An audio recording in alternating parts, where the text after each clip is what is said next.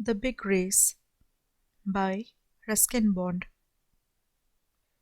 I was awakened by the sound of a hornbill honking in the banyan tree.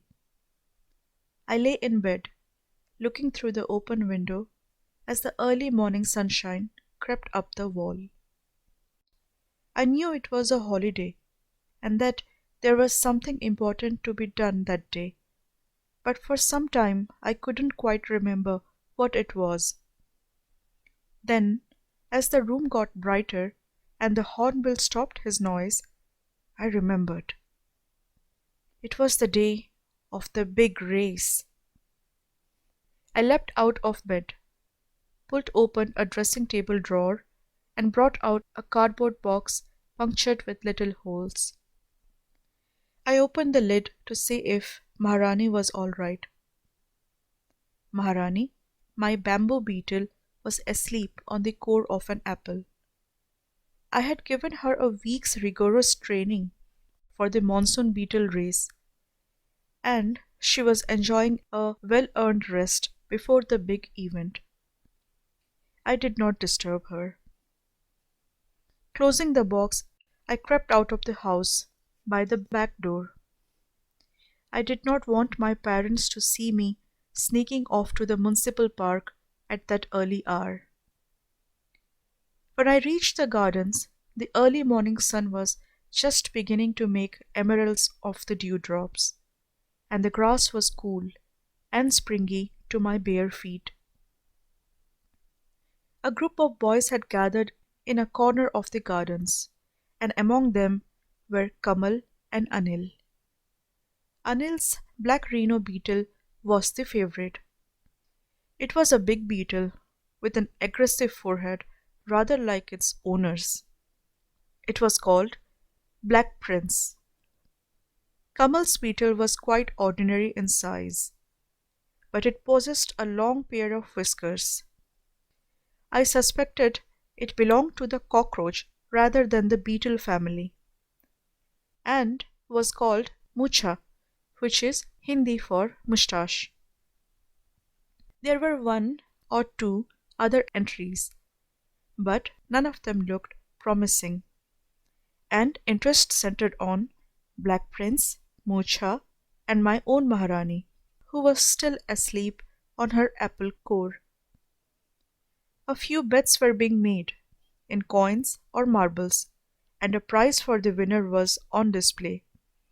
A great stag beetle, quite dangerous to look at, which would enable the winner to start a stable and breed beetles on a large scale. There was some confusion when Kamal's Mucha escaped from his box and took a preliminary canter over the grass, but he was soon caught and returned to his paddock. Mucha appeared to be in good form, and several boys put their marbles on him. The course was about 6 feet long, the tracks 6 inches wide. The tracks were fenced with strips of cardboard so that the contestants would not move over to each other's path or leave the course altogether. They could only go forwards or backwards.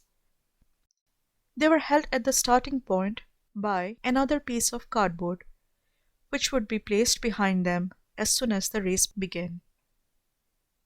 A little Sikh boy in a yellow pajama suit was acting as starter, and he kept blowing his whistle for order and attention.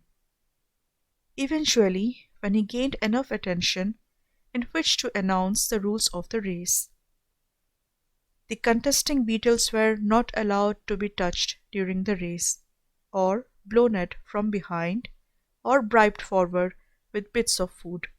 Only moral assistance was allowed in the form of cheering and advice. Mucha and Black Prince were already at the starting point, but Maharani seemed unwilling to leave her apple core, and I had to drag her to the starting post. There was further delay when Mucha got his whiskers entangled in the legs of a rival, but they were soon separated and the beetles placed in separate lanes.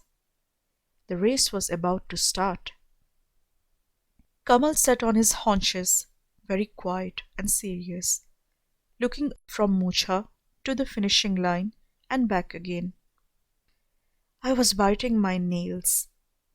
Anil's bushy eyebrows were bunched together in a scowl. There was tense hush amongst the spectators. Peep went the whistle, and they were off.